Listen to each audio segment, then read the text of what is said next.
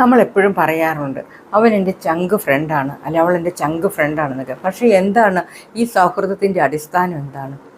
ശരിക്കും പറഞ്ഞാൽ സൗഹൃദ ആഘോഷങ്ങളിലോ നമുക്ക് എന്തെങ്കിലും ഒരു നല്ല കാര്യങ്ങൾ വരുമ്പോൾ കൂടെ നിൽക്കുന്നു അല്ല സൗഹൃദം എന്ന് പറയുന്നത്, സുഹൃത്തം എന്ന് പറയുന്നത്. നമുക്കൊരു വീഴ്ച വരുമ്പോൾ, നമുക്കൊരു അത്യാഹിതം സംഭവിച്ചു കഴിയുമ്പോൾ നമ്മുടെ കൂടെ ആരൊക്കെ നിൽക്കുന്നു, നമ്മളെ ആ ഘട്ടത്തിൽ നമ്മളെ ആരാണോ സഹായിക്കുന്നത്, അതുമാത്രം സുഹൃത്ത് വലയത്തിൽ നമുക്ക് പെടുത്താൻ പറ്റാവുള്ളൂ. അല്ലാത്ത ആഘോഷങ്ങളിൽ വന്ന് പങ്കുചേർന്നിട്ട് പോകുന്നവരെ സുഹൃത്തെന്ന് പറയാൻ പറ്റത്തില്ല.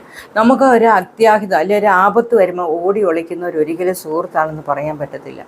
അല്ലെ ഇടയ്ക്ക് വന്ന് സ്ഥിരം വന്നുകൊണ്ടിരുന്ന് നമ്മളോട് സംസാരിച്ചുകൊണ്ടിരുന്നവർ നമുക്കൊരു ആപത്ത് വന്നു അല്ലെ എന്തെങ്കിലും ഒരു രീതി നമുക്ക് ഒരു തട്ടുകേട് വന്നു എന്ന് വെച്ച് കഴിയുമ്പോൾ ഇവരൊക്കെ മുങ്ങും.